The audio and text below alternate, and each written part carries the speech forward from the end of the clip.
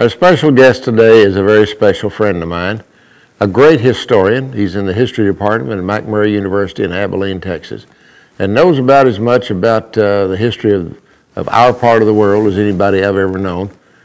He's funny, he's a great friend, and I'm so glad Dr. Don Frazier came to spend some time with us. Don? Glad to be here. This is always fun. Let's talk a little bit about the cattle industry in West Texas and the early settlers. Sure. So, first of all, let's talk about the buffalo hunters, because they were here first. Yeah.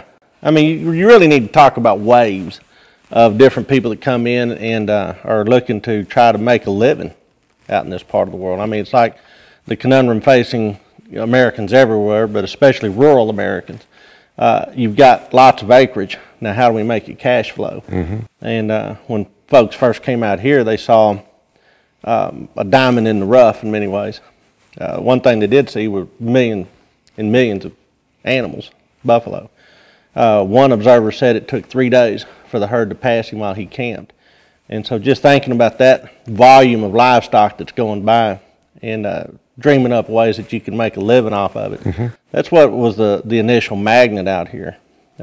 Buffalo hunters came first, and then cattle industry followed, and then settlers. So it's a multi-step process. It was all because of the grass. You know, that in Watt Matthews' book, there's a part of that old Dalglish poem that says, "East were the dead kings and remembered sepulchres, west was the grass." That's right. And the Indian was here because of the buffalo was here because of the grass. Yep. The cowboy was here because of the longhorn was here because of the grass. You bet. So it all relates to grass and moisture. Well, absolutely. And the Indians were chasing the buffalo because they were driving horses, which are grass-fed weapons platforms, if you will. Yeah. So, yeah, it all kind of works out. It's all about the grass. And the early settlers faced some obstacles and some challenges, but they built little towns like Rath City. Yeah. What else they call it? Reynolds City? Yeah, Reynolds City, Rath City, and actually that was an industrial depot. You know, I've gone out there and done archaeological work on that site, and what strikes me is that Rath City was really a glorified deer camp. You know, it was deer camp that was occupied for a year and a half. So think back to your favorite deer camp stories, and imagine the state that you leave deer camp in. Well, then live in deer camp for a year and a half, and you got Rath City. You know, those guys weren't really thinking about long-term settlement. They didn't even secure their own water supply, so they had to buy the water from an adjacent landowner who would then haul it in. And so the number one artifact we find at Rath City are beer bottles. No kidding. You know, those guys sat around and drank a lot of beer, knocked back a lot of whiskey, and then when the winter set in, they'd get their Sharps Big 50s and head out to the range and shoot buffalo. Yeah, it's a pretty extraordinary sight, but they were never going to build a church or a school there, right. I assure you. Dance hall? Plenty of those. But then we had the Army also. Oh, sure. Fort Griffin was in the same area that we're talking about, sure. Close to Rath City or Reynolds City, Fort Griffin, and there was a big town there.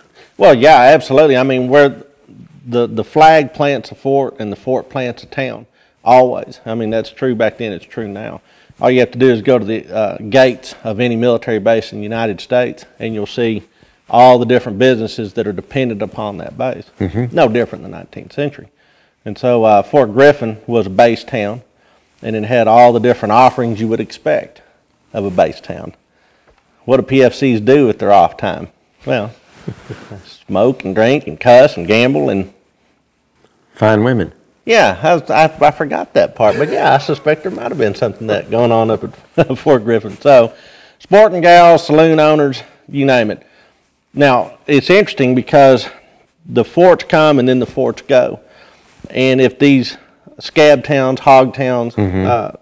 Don't have any sort of institutions that sustain them, churches, schools, a women's quilting society, whatever, Sunday school circle, you'll usually see another town that springs up where the respectable citizens gather and leave all those sort of riffraffy types up to languish with the basis of their economy collapsing with the Army leaving. Mm-hmm. And so that's Fort Griffin's happy town is actually Albany. Albany's where all the respectable folks came, and then Fort Griffin finally becomes a ghost town. And then the Indians are on the reservation. Yeah. The Army leaves, and the cattlemen move in. They do. Cattlemen move in, and you know the advent of barbed wire allow people to actually work a specified, specific piece of acreage. They've got grass, they've got access to water, and then all of a sudden the rail comes in to where they're not having to drive cattle. And next thing you know, we go from a free range ranching industry out here to a closed range ranching industry, and it flourishes.